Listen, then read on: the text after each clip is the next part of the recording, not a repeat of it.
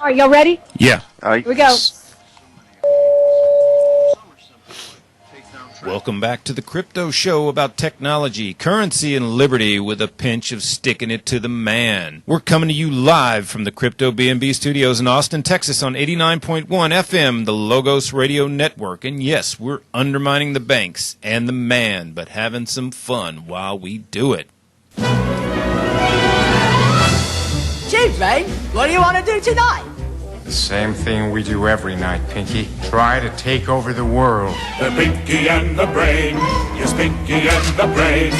One is a genius, the other's insane. They're laboratory mice. Their genes have been spliced. They're Pinky and the Brain. Brain. God, I can't even take over this energy shot bottle. Hold on. Oh, these are impossible to open. Then again, I guess Brain never took over the world, so I don't know. I shouldn't feel too bad. Well, welcome, guys. He didn't? I thought he just was elected president. But Was he? What do you mean? I'm kidding. George W.? Yeah, there the you Brain.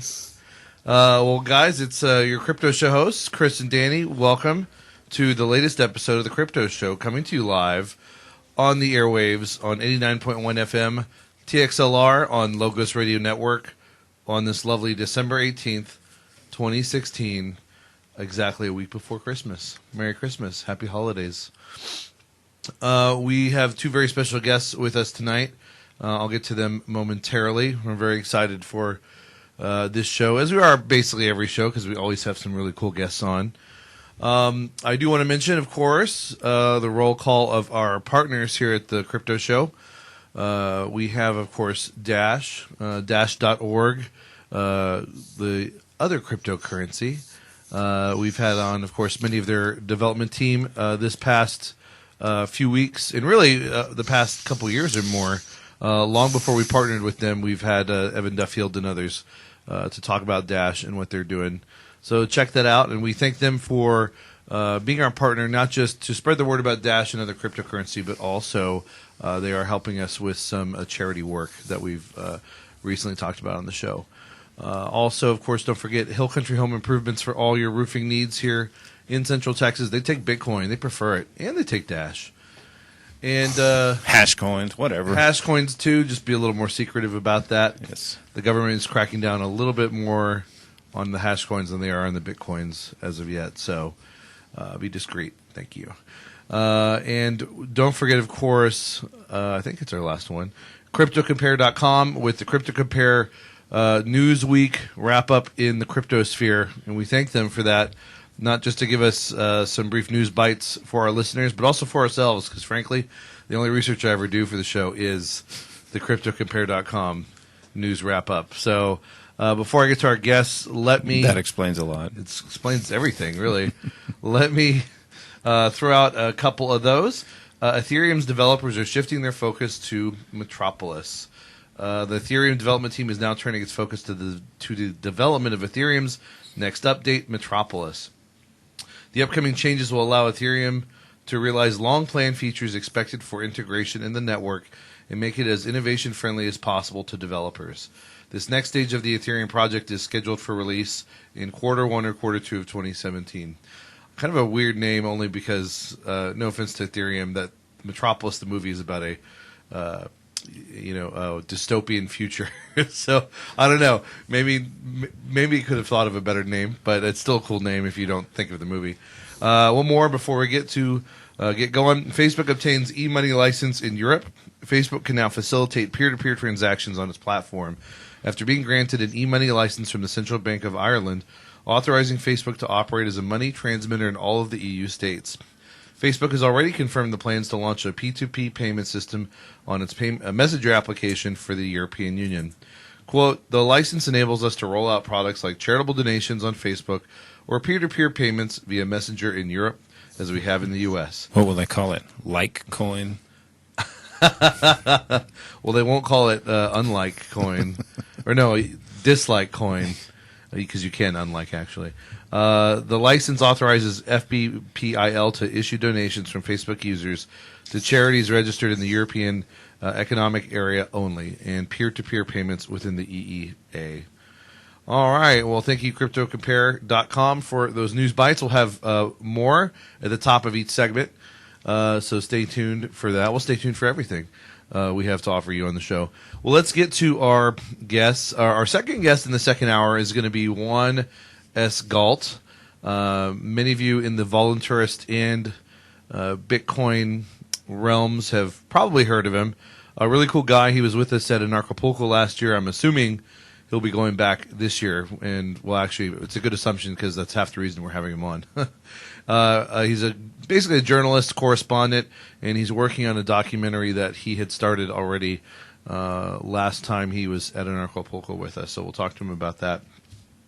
However, on the line, and I thank him for his patience while we did that quick wrap-up there, we have Eric Lombrozo. Eric is an early pioneer and industry visionary in the fields of digital currency and cryptographic protocols. He's been a longtime contributor to Bitcoin Core and a sought-after speaker at cryptocurrency conferences worldwide. He has actively participated in the design and implementation of the open-source software that forms the backbone of the Bitcoin network. It is a contributor to the Ripple and Ethereum projects. Eric, welcome to the Crypto Show. Thank you. It's great to be here. Wonderful to have you. We really appreciate you coming on. Well, Eric, I just did a little bio picking from, I think, the cifrex.com website and maybe somewhere else. But tell us a little bit more about yourself, your background, how you got into tech, and how you got into Bitcoin and became a Bitcoin Core dev. So I've been doing software development for a very, very long time, since I was a kid. And I've been working in the industry for a while, doing enterprise scale software development and security stuff. And I guess, several years ago, when I was at some party and I started talking to some friend about Bitcoin, and that's kind of when I was introduced. And I just, had to kind of look into it and research it and learn everything I could, and that whole week I pretty much just spent doing that, and then I've been kind of hooked ever since. Wow. And everyone, a lot of people use that phrase, I've been hooked ever since. And not just because it's a common phrase. I think it really expresses that common passion that people get. Means fascination. Means we're all suckers. Yeah, it really grabs you and it doesn't let you go. I know, it's a bait and switch scam, that Bitcoin. No, that's excellent to hear. And well, let's get into it. I want to a little bit later ask you about your company and the products you offer. But first, let's talk about some more general background topics. Of course, the big issue that's been going on the past year and a half, and really since 2012, and you could even argue since 2008, 2009, when Bitcoin itself was released, is the block size scalability issue. And in fact, last episode we had Roger Ver and Justice Rainver on to discuss some of that, and Roger was also promoting Bitcoin.com's new mining pool, which, along with an Indian mining pool, I forget the name, will be doing Bitcoin Unlimited. So I want to talk to you about some of those issues and what you think about them, and what the Bitcoin Core team might have more insight into offering their solutions, or alternative opinions on other solutions being offered. So I guess let's start with segregated witness. What is segregated witness, and how does it improve the Bitcoin network? Well, before we get into segregated witness, I kind of wanted to talk a little bit about Bitcoin Core, because I think a lot of people have gotten really bad information as far as what it is. I think there's a lot of confusion and misunderstanding, and I wanted to just kind of clear that up first, so we can kind of get into how segregated witness came to be, because there's a whole context to that I think is really important. So if it's okay, I guess this, Bitcoin Core really is a whole, it's a very disparate set of developers, worldwide, that is all, pretty much mostly volunteers, and it all started as volunteers. That some of them have been hired by companies that pay them to work on it, but it is really a group of people that have coordinate online, and all the stuff is coordinated via mailing list and IRC chat channels and on GitHub, and everything is done is public, and anyone's welcome to join, and it's basically a free open source software project. So what that means is that anyone can grab the code and do pretty much as they please with it. It's free for the world to use, and it's not like there's just like one repository that is the only one that is used for this. Basically, everyone that contributes to Bitcoin Core has their own repository where they can, add whatever features they want, or customize things, or suggest ideas, or have discussions about anything that they want to do. And all this stuff gets reviewed by a whole bunch of people, and stuff that is considered that is well reviewed and tested, and that meets the criteria for the process, then can get merged. So I guess let me back up a little bit to this whole scaling debate. So right around May of 2015, in the mailing list, a thread was kind of started where this whole block size increase proposal was brought about.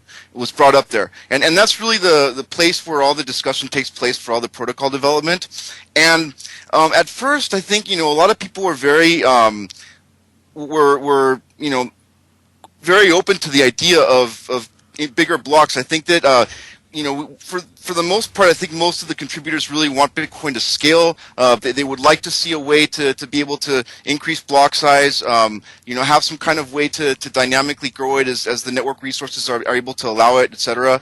But it quickly became apparent that there's a very, very significant issue, which is that there's the consensus rules of the network are the rules that every single computer needs to follow. So there's the implementation itself, which is the project, the actual source code of the project, which anyone can fork and customize or whatever. But then the consensus rules themselves, if the different nodes don't agree on those rules, then they're going to get out of sync. They're not going to agree on what transactions are valid, what blocks are valid or not. And obviously, this is a huge problem if different computers on the network are not able to agree on the same ledger. So there's other projects as well that also are implementations of the Bitcoin protocol, such as BTCD, and it also supports the same consensus rules. So there's never been a problem with that. And in fact, it's not like Bitcoin Core is trying to be the only implementation out there. Far from it. As part of the free open source software ethos, it's encouraged for people to take that code and fork that code and do whatever they want with it, and publish their modifications and promote their own their own maintained forks or whatever they want to do. But the only thing that is, we're actually really coming to break. Sorry to interrupt, Eric, but we're coming to break. We'll be right back in just a moment with Eric Lombrozo talking about Bitcoin Core and other stuff. Stay tuned. Hey, Danny, just real quick, is Juan Galt, is that your guess for 9? Yeah, 9.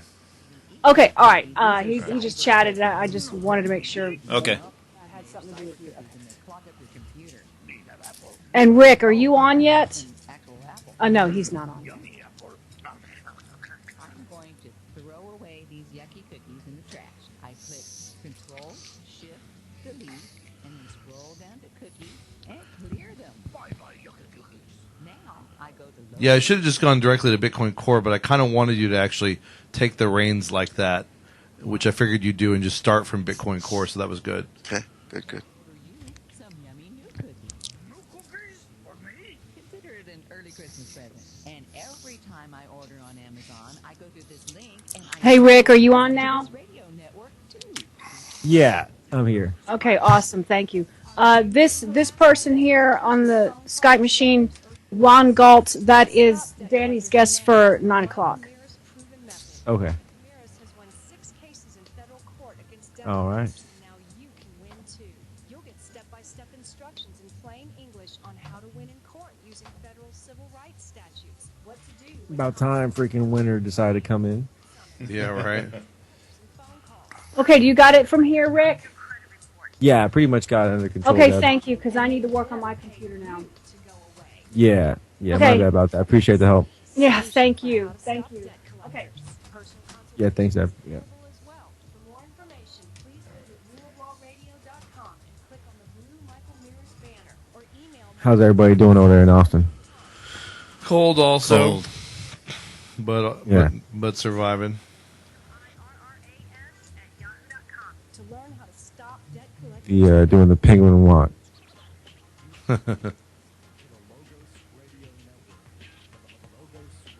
Call me fat. Of course he is. All right, we got music. Yeah. I heard Eddie from Rule of Law is using this on his show now. Really? Yeah, call the cops. That's pretty cool. Yeah, I know. That's I heard awesome. it yesterday. I was like, yeah, all right. I'm going to send him a cease and desist letter. There you go. You ready? Yeah. Bring us back, Rick.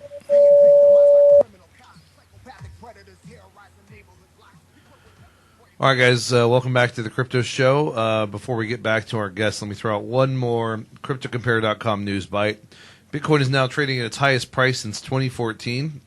The price of Bitcoin continues to break records, reaching a new 2016 high and rising to its most elevated level since February 2014.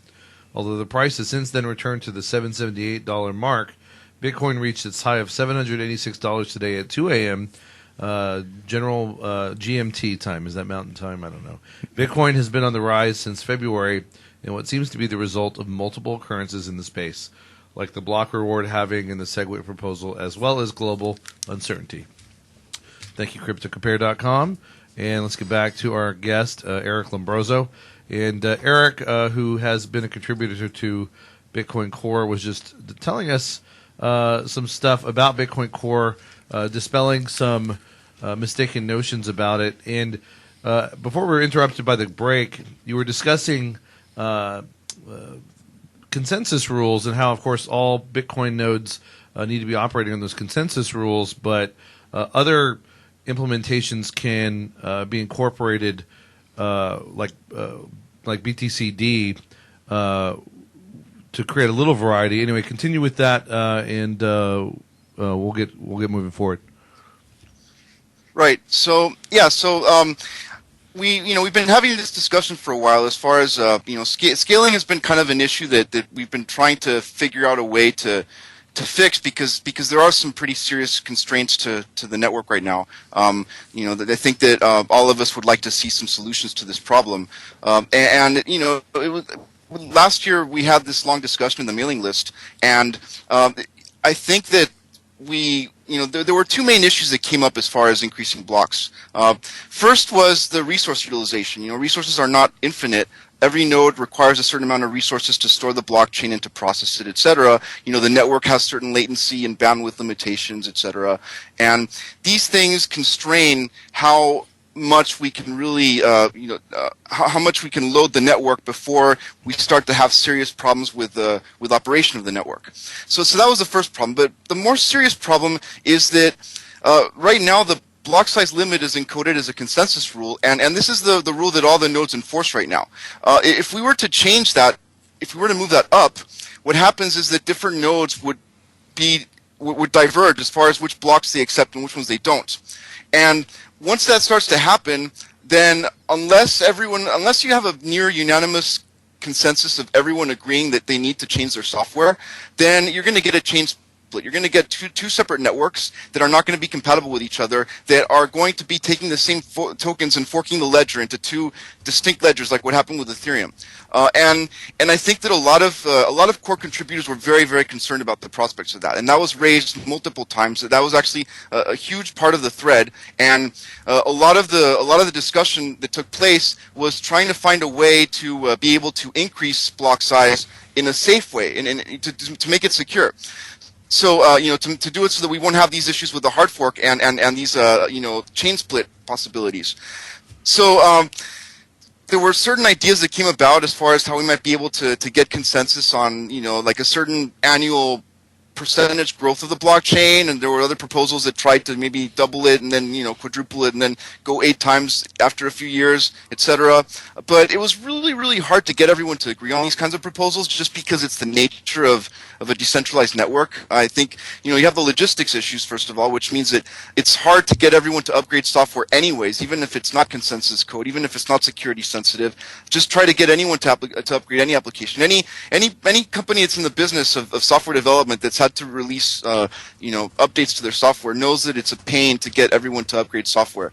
So that's there's a lot of logistics issues there, and then there's a whole coordination issue. But when you're talking about consensus rules for a network that's worth billions of dollars, there's a lot at stake here, and I think a cautious approach is called for, and we were looking at ways that we might be able to increase the block size, and ways that we might be able to put safeguards in place so that we might be able to mitigate some of these risks. But it quickly, became apparent that it was very, very difficult to coordinate hard forks. And also, there's another issue with hard forks, which is a serious problem, which is that if there's a precedent that it's possible for developers to push anything like that, and I don't think it's really possible for developers unilaterally to push something like that, because really it's like we're just giving software out there to people that they can use if they want or not use. And if people don't like what we're doing, if people don't like what we write, they're free to not use our software. I mean, they can use different software. Someone could even fork the Bitcoin Core project and create their own project, or start a project from scratch and get people to use that. And if that's what people want to use, then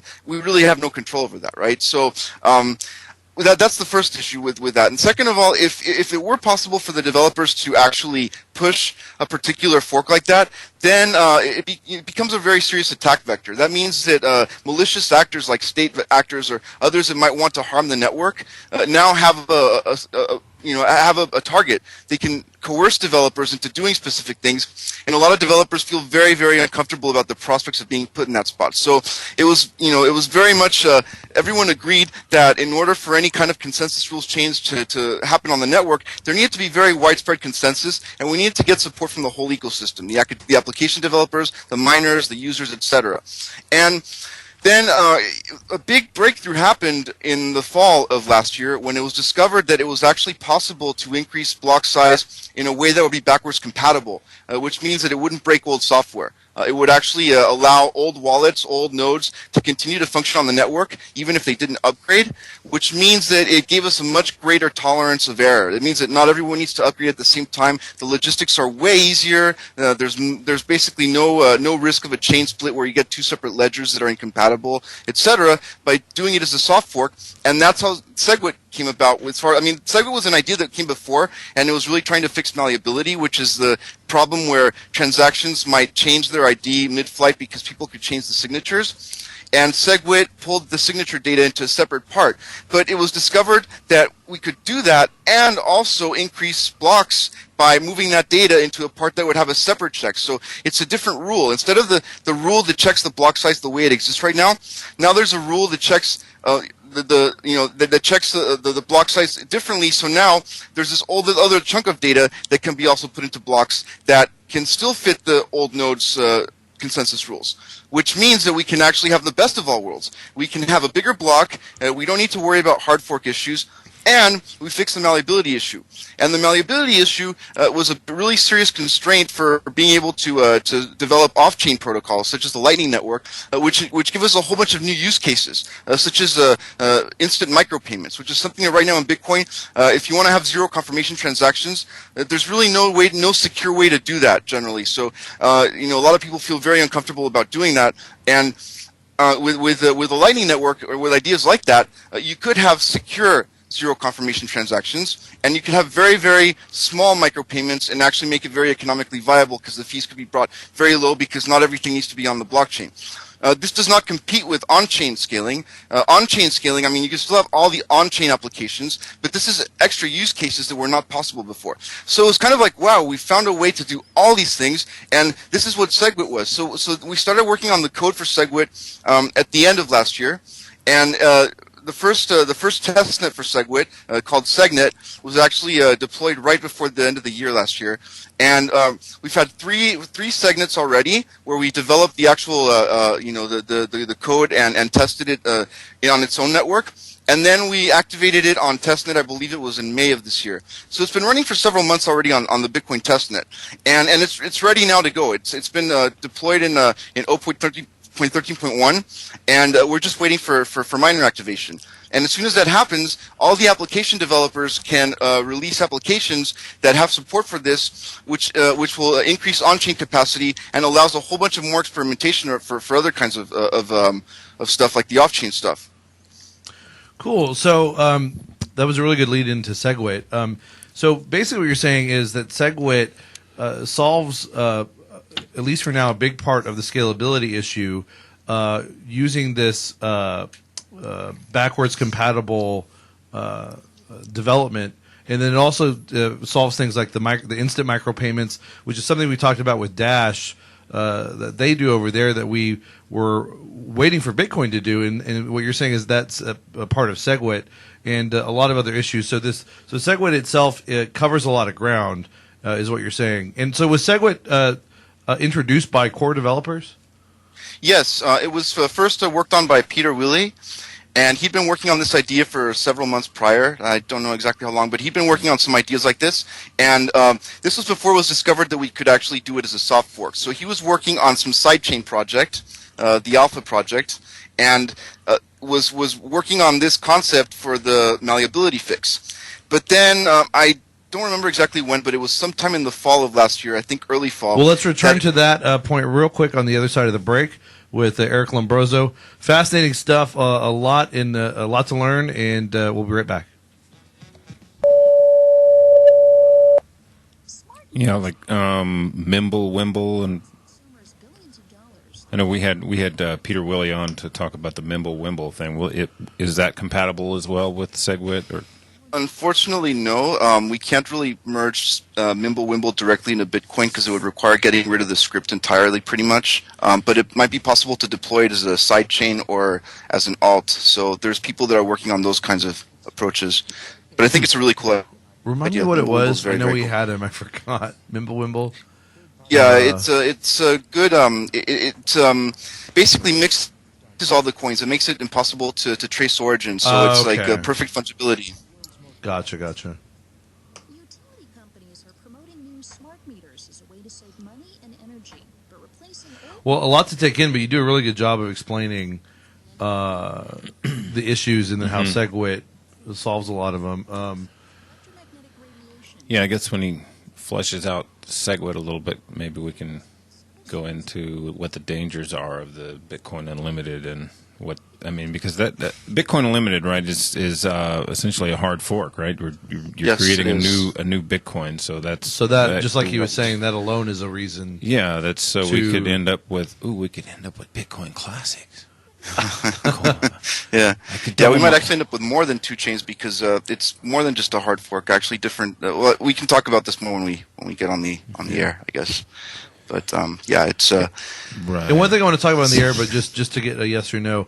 So you were suggesting too that reliance on hard forks is dangerous. Well, there's a lot of reasons it's dangerous, of course, but because a state actor could secretly encourage hard forks in order to undermine the network. Is that what you were saying? Basically, I never even thought of that. That's interesting. Yeah. So, like, they could get some core dev or some outside group to try to introduce that and get the miners on board. Interesting. Okay. Correct. We should maybe revisit that too at some point. Have you? Has anyone explained this to Roger yet, or will he listen? Or no? I've tried to. I've tried many times, but yeah, he's still. I think he's still stuck in like the beginning of 2015. A lot of stuff has happened since then, but he still seems to be in that mind frame. Yeah, and the hashing power is it's very attractive on his his network over there because you don't pay any fees. So yeah, I wonder how long that's going to last though. At some point, someone has to pay the bills. I guess he's paying the bills. Well, I don't know. I mean, I guess he might be able to go for a while, but eventually he's going to run out of money. Yeah. Well, I mean, doesn't that, the whole Bitcoin Unlimited thing kind of light a fire under the ass of Core, or, everybody to move on this and get it done a little more quickly? We did it already. It's out there. It's ready to go. We're just waiting for the miners to activate it. But do you think that it do you think it facilitated the development and implementation of it? I mean, do you think people got on it faster because of threats like Bitcoin Unlimited? Not necessarily. I think that we were going to do that as soon as we figured out how we could do this. And, Fair enough. People have been kind of trying to be shielded from all the politics. I've tried to protect all the developers from the politics of this whole situation. It's tough to do. Well, we're coming back. Rick, when you're ready, bring us back.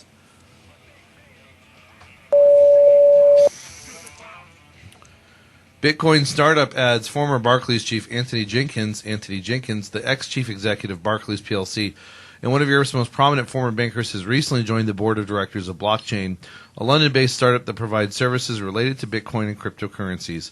Anthony Jenkins said, quote, "You'll see more economic pressure building up in the banking industry. There's going to be massive transformation, and it is going to be unpredictable." It probably will be. Well, we're talking with Eric Lombrozo, talking about Bitcoin Core and segregated witness, and he just gave us a pretty sizable rundown of the issues involved and what needs to be done to solve them, and a lot of these solutions come from segregated witness.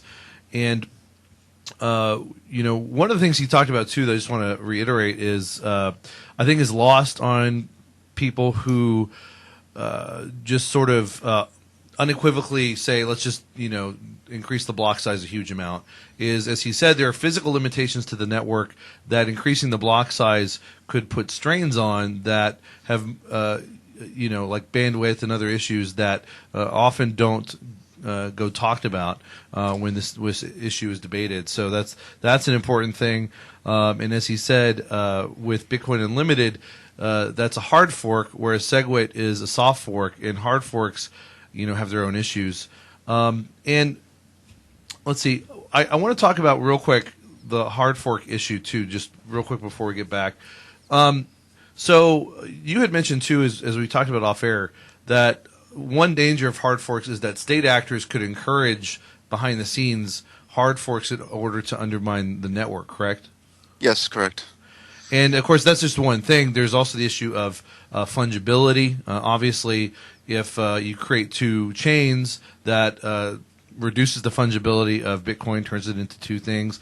It reduces the hash power that makes it more susceptible to attack. Correct?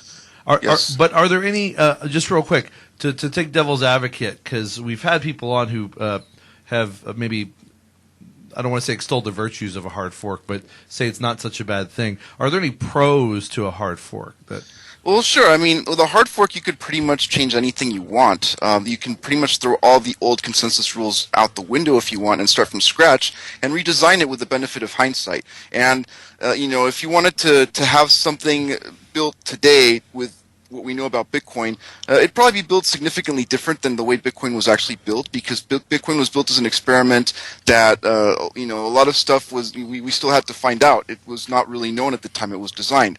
So with a hard fork, you do have the advantage of being able to redesign stuff from scratch and doing it more cleanly that way.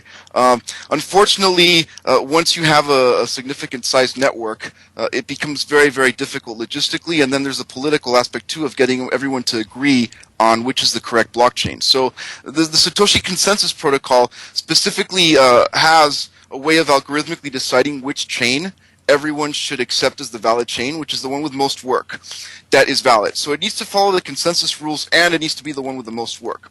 And so it's possible to write a computer program that decides that automatically. But once you start getting into the realm of hard forks, now people are the ones that need to decide that, because there could be two different changes that people propose, and now which one's the valid chain. So now people need to decide which particular software to run on their computer. It's no longer algorithmic, and now you get into the issue of politics, of getting people to agree that a particular blockchain is the correct one. So it is a little bit of a slippery slope there. I think that if we were able to get everyone to agree on something, like for instance, say that there was a big security vulnerability that was discovered, and it was in everyone's interest to fix it, I think it'd be possible to achieve consensus to fix that, and even though the logistics are still tricky, I think that there would be enough will to do that, and people might be able to coordinate to actually make that happen. But if it was something that's controversial, then I don't think that applies at all. If it's something that's controversial, and people will politicize anything. I mean, people might have, there could be an issue that has nothing to do with people's actual motivations, and they might just be using that as an excuse to get something else. I mean, that's just what people do, right? So once you get into controversial stuff, then it starts to get very, very tricky, because I think that we really risk losing the apolitical nature of Bitcoin, in the sense of it being something that's algorithmic and decided by computers, and the code determines what is valid, and people can't go in there and you don't get these third parties kind of changing stuff in the middle, because once people are able to decide whether one chain is valid or another chain is valid on some kind of subjective measure that people can be convinced of, then now you can have these third-party middlemen that are the ones that are kind of deciding which particular particular chain is going to be valid, and you can use that to reverse transactions or censor transactions or do all sorts of kind of stuff. Basically, all the contracts that people agreed to when they ran the software initially no longer need apply. So maybe some contract that you put on the blockchain at one point now is modified to have different clauses or different properties, and it gets to the. I think that we lose trust in the system, and if that were to happen, then I think that the real killer applications of this kind of become useless. No, that's a really good point. When you introduce that level of subjectivity, like you were saying, then people can be swayed left and right and front and back to do all sorts of things, and that leads to a politicized environment, leads to disagreement, a slowdown in development, and potentially to bad outcomes. Whereas, like you said, if you stick to more objective measures like proof of work, then sticking to something objective that everyone can agree on and quantify, you eliminate a lot of that stuff. Well, and so with SegWit, you talked about transaction malleability gets fixed, and that was the big issue with Mountain Cox, right? Well, at least they blamed it on malleability. I'm not sure that was the actual issue or not. Good point. I'm going by official pronouncements from back then. That's a very good point. So, I mean, that is an important issue. And then micropayments, like we said, because, a big debate in Bitcoin is, do we want Bitcoin to be just a store of value and maybe a way to transfer large funds that don't necessarily need a short time horizon, or do we want it to literally replace Visa, MasterCard, etc., take $1, $2, 50-cent micropayments instantly at the store? So that fix is really a crucial part of this debate as well. But explain again, if I missed it, or if maybe there's more to it.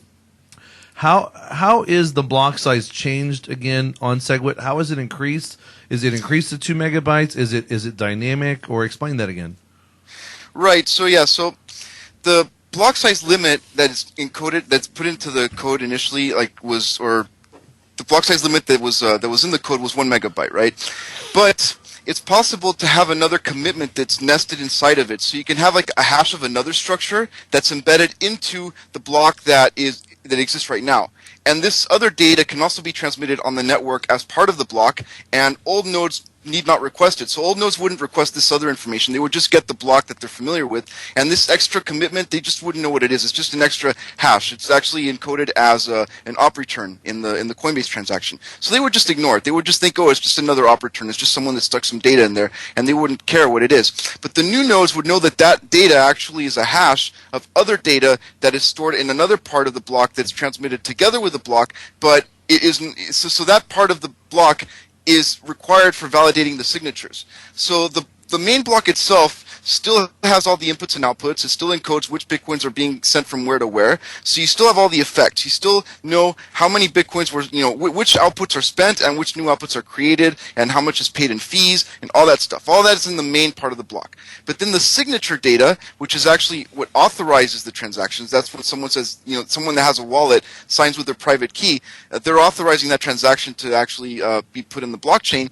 That data is segregated, that's why it's called segregated witness, into a separate part of the structure, which is then hashed before putting it into the main block. So that's a really clever idea because it gets around the hard-coded limit of 1 megabyte by allowing all this other data to be nested into it. And we could actually nest a whole bunch of more structures in. I mean, SegWit's just just an example of this kind of technique, if you will. It actually turns out that we can probably support almost just about any feature that people can come up with soft forks. And this is why it's a soft fork, because the old structure is still there, and the old nodes are still going to recognize it as the old structure, and they're going to be able to validate it as the old structure. They can still check everything that's in the old structure. They can still make sure that all the coins that are being spent actually exist, that the fees are correct. They can make sure that the miners are not creating coins out of nowhere that they shouldn't, etc. All the old nodes can still validate all that stuff. The only thing that the old nodes cannot validate are the signatures, because they're not aware of this additional part of the block that is being sent. And this additional part of the block can be, in principle, bigger than the part that is sent right now. So the signature data is something like 60% or 66% of typical transactions. So what we're doing is we're discounting that. What that means is that instead of having a block size limit that's just this many bytes, or this many bytes Right. can actually go into the block. Tell us more We on have- the other side. Sorry, I mean, those breaks come real quick. Fascinating stuff with Eric Lombrozo. He'll finish explaining that on the other side. Stay tuned. Hey, in this last segment, I have a question. I think you should get in there. It's if Roger Ver is able to influence the hashing power by offering people like this, what's to stop the government from starting a mining pool and influencing the miners to do what they want? Well, they could do that, but the thing is that if there's no market for the tokens that are being created on that particular hard fork, then miners are, I think that the dynamics get really interesting, and I think that you kind of have to look at the game theory in this. And I haven't actually looked at all the different scenarios. It can get pretty interesting, but I think it ups the cost of that. I mean, obviously, if someone has sufficient resources and determination, they can cause a lot of problems. If you really want to spend millions of dollars trying to attack the network, I mean, you could. Well, I mean, it could cause a lot of damage. The people that Roger is bringing in are people that are just hashers that have miners at home, and they're jumping onto his network because they're getting more of a return for their mining power. And the government could essentially start a mining pool and give everybody, plus, hey, well, not only we will not charge you, we're going to give you a little bit too, and then maybe present just a fork. incentivize them. Yeah, because Yeah, obviously, I mean, it's working. Roger even emailed me and said that a lot of people contacted him after the last show to join the network. Yeah, no, I mean, I think he'll probably be able to make some, get some news with that, and maybe get this working for a while. But it gets pretty costly pretty quickly, and I think that's one of the main things of Bitcoin is the idea that people can attack it, but it's going to cost them. And the more that they want to, the more costly it is to attack, then the safer the network is. Yeah. But I mean, the government's not spending their money; they're spending everyone else's. So, yeah. But if they did a mining pool, yeah. Right, Well, I mean, right. that's the thing. I mean, someone could dress up as like anyway. Just try to bring that up. Okay. And so we have another 15 minutes, right, before we go into the hour. So hopefully we can close all that out. This has been pretty good, definitely. Oh yeah, I wish we had more time. Yeah.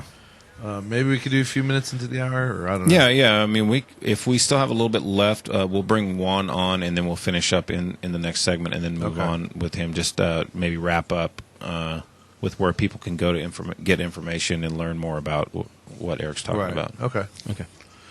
When's this going to be posted online? I mean, later. Within by the end of the evening. Yeah. Okay. Actually, by the end of the evening, probably. I'll send you the link to it and everything. Okay, excellent. Rick, bring us back. Okay.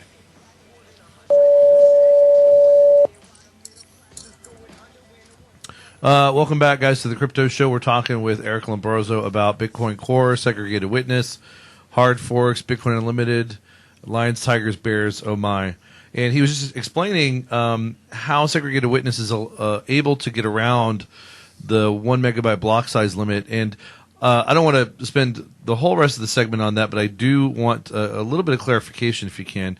So is it, you were talking about the sort of data nesting within it. Is it effectively like, and forgive if it's a really bad or simplistic analogy, is it like data compression where you're essentially achieving all the same stuff using software heuristics and thus reducing the amount of data that has to flow through, or how would you kind of sum it up in a really brief way? Well, we're actually also doing that, and it's good that you bring that up, but that's a separate thing. That's not part of the soft fork itself.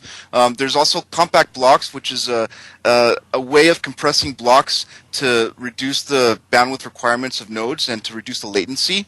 And this was a very important thing that was necessary. We thought that before releasing any kind of block size increase, it would be good to compress the data and have a way of making it so that it wasn't as heavy on the wire. So this was something that was developed independently of SegWit, but it very much complements SegWit because it makes it safer to have more data going on the network, because now we can actually, right now, before compact blocks, every single transaction was essentially relayed twice. The first time that someone relayed it, and then the second time is once it actually got into a block, it would be mined as part of the block. But with compact blocks, we can actually compress that entire entire thing because we know what transactions we've already sent to other peers, and we can avoid having to resend all that data. So it actually is a very good optimization for that. But back to the nesting part, which is the part that's the soft fork, that's the consensus rules.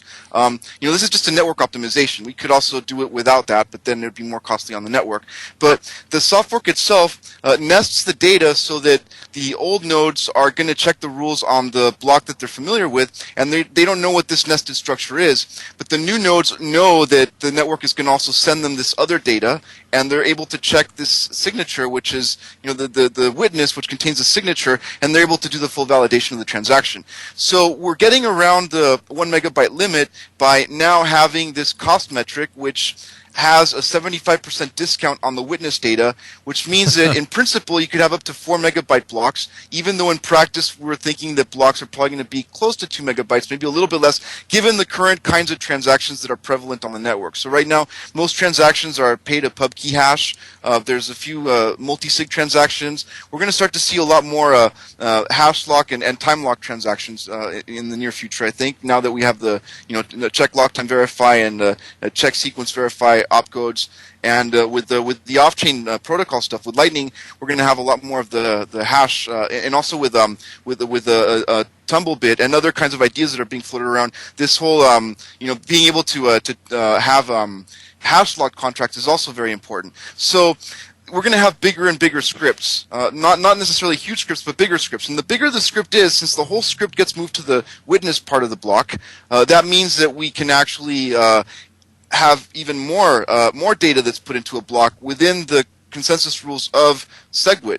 So this in principle it can go up to 4 megabytes, but in practice it's probably not going to go more than 2 point something with all these kinds of nice transactions. So at some point we're probably going to have to do another block size increase in some form or another, but our hope is that this is going to buy us enough time to really be able to think through more proposals and figure out something that works, so we can get enough people behind. Because like with SegWit, it really took a long time to get everyone on board with it. I think that it took a while from the moment that we realized that this was a really neat idea until we were able to really kind of convey what it was. And now if you go to the bitcoincore.org site, you can see in the SegWit support page, there's a huge chunk of the industry is supporting it, a lot of wallet manufacturers, a lot of library authors, etc. A lot of companies in this space are now either implementing it or have already implemented it, and we were able to get a lot of the developers to support it. So I think the vast majority of the development community in Bitcoin supports it right now.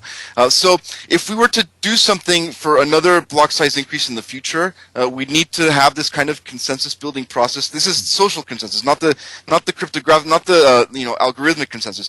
Getting people to agree on what the next steps for this are. So like for instance, for this, we had 3 scaling conferences, and we've had a year and a half of mailing list discussions on this and stuff on GitHub and on the IRC channels.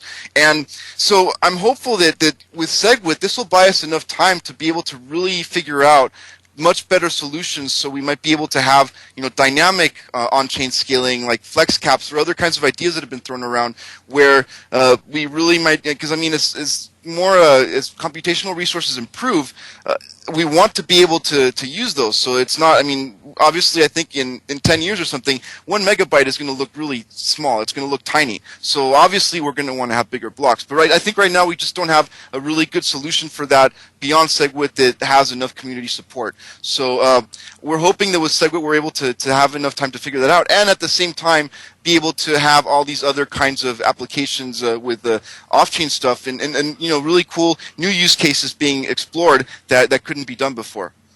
Interesting. Well, we've got 6 minutes till break. Got some other questions for you, but last question on this issue, just in brief. SegWit sounds like a great improvement, and like you said, it buys us some time to think about stuff. But ultimately, is there ultimately going to be a hard fork necessary, or do you think that soft fork improvements will continue to allow the network to grow? Well, I think that there are ways to do a lot of this stuff with soft forks, like there's extension blocks and there's side chains, and there's several ideas that have been proposed. I think that some things might be possible to improve better with a hard fork. If we could get around all the political and logistical issues, I think that it's really, really tricky to get around those issues, but there might be ways. I mean, I think a lot of us are open to possibilities and really exploring that. I just think that the last year and a half has been very politically charged and loaded, and there's been a lot of confusion and misunderstanding and a lot of hostility, and in that kind of circumstances, I think it's really, really difficult to make progress on that kind of stuff. I think that if we had a little bit more peaceful time and a little more tranquility and without all this kind of hostility, it'd be easier to get the kind of collaboration and to build the kind of consensus necessary to be able to really look at these kinds of ideas and really make it practical to actually do them. But I'm skeptical of hard forks in general, but I think that, I mean, if you look at when this idea of block size increase was first proposed, actually I was very much in favor of looking for ways to do a hard fork that, this was way before we even thought of the idea of doing SegWit as a soft fork, of the ways that we could actually do this in practice and to get around these kinds of limitations or problems with hard forks. As I've thought about hard forks more, I've come to realize that there are a lot of very, very serious issues that we really need to think about. But I'm not saying that we're not going to be able to find solutions. I think that people are creative and there's a lot of interesting stuff that people might come up with. I think right now we're also looking at ways that we might be able to do stuff with soft forks, like with extension blocks or with side chains, and that might be another avenue. So I think right now it's too early to really say, well, this is the definitive way that we can do this. But I think that as long as, if we're able to just kind of get past this whole hostility and have the community kind of come together and work together towards this, we can do some really cool stuff and figure out some really, really great solutions for this. And I'm really optimistic that we are going to be able to do that. Well, it's good to hear coming from you that you're optimistic. You're obviously an expert in this and would know as good as anyone whether to be optimistic, so that's encouraging. And it sounds like Bitcoin needs to do some soul searching, amongst other things. Well, we have 3 minutes left till break. If you don't, do you want to stick with us a few more minutes on the other side? Sure. Excellent. Danny had kind of alluded to this on air and then more off air, and this was a pretty good question. Speaking of hard forks, and you had sort of alluded to this yourself, could the government masquerade as a mining pool, and have incentives starting off to encourage people to join in order to attract mining to that mining pool to potentially lead to a hard fork to undermine the system? I mean, is that... I mean, because look at Bitcoin.com pool. They've gained ground rather quickly just because of that. Yeah, and obviously not accusing them of being, a government operation, but that's an example if, the government masqueraded as such. Or what's your thought on that real quick? Yeah, well, there's a couple things there. First of all, even if you have a large hash rate, that doesn't guarantee that the network itself will, the nodes are actually...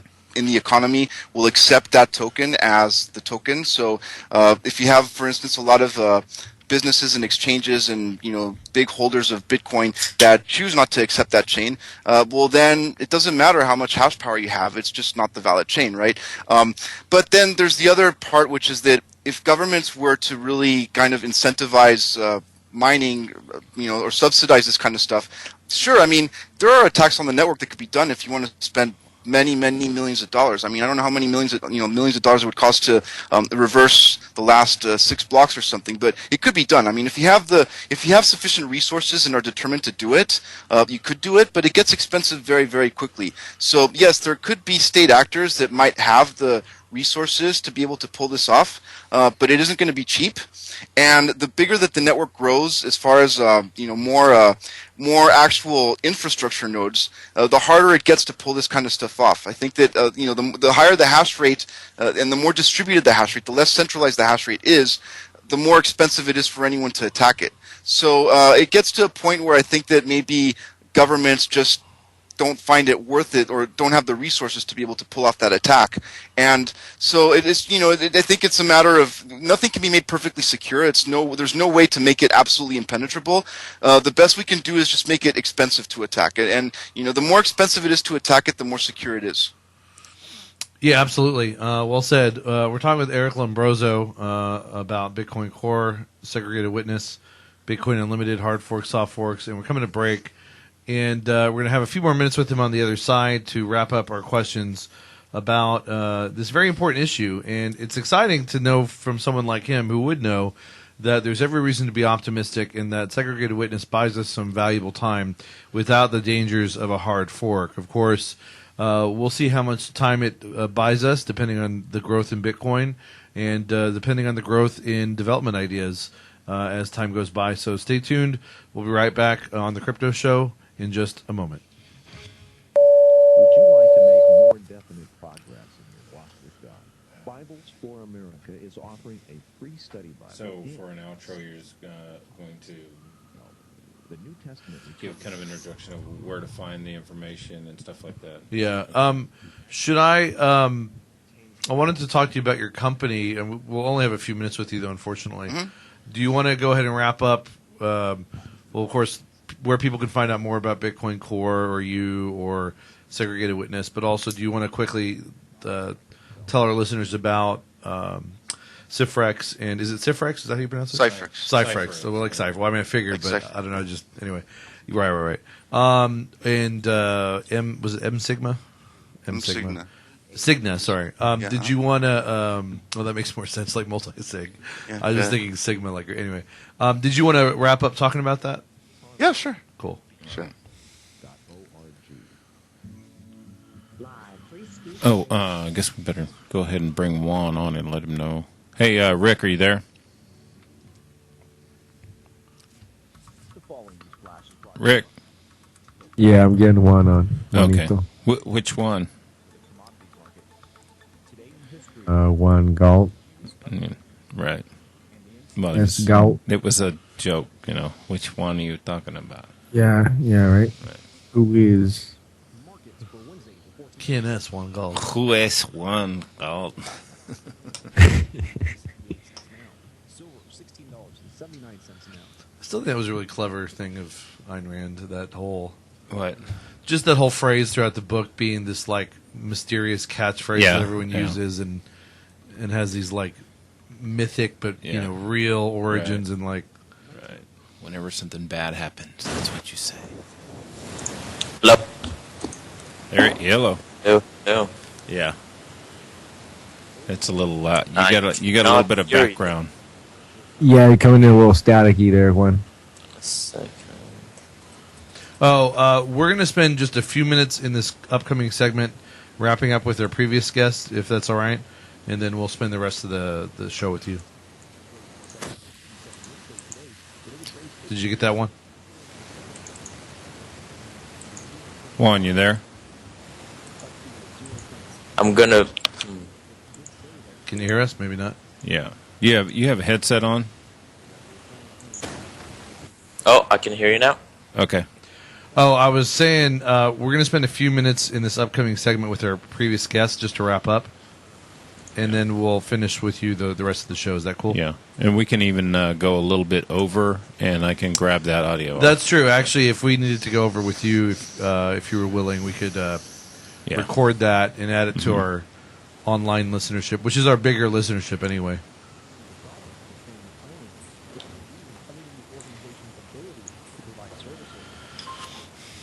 Right. How's it going? Pretty good. All right. Yeah, we're wrapping up with Eric on Lombrozo. Bitcoin Core and all that. So. Okay, cool. Yeah, our last show had a few feathers were ruffled, I guess. So we wanted to, That's good. We wanted to give both sides of the story. So. Yeah. Right.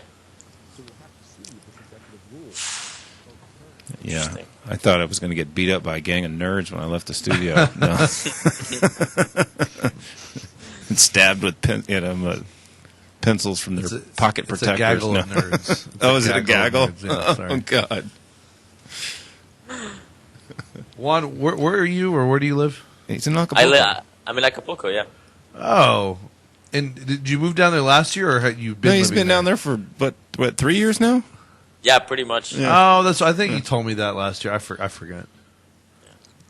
But, officially, I move around, I come, 3 weeks off, come back. Right. Oh, yeah. Okay, we got music. Awesome. We got music coming back. And the static is gone a little bit, so it sounds a lot better. Good. Mm-hmm. All right, Rick, bring us back.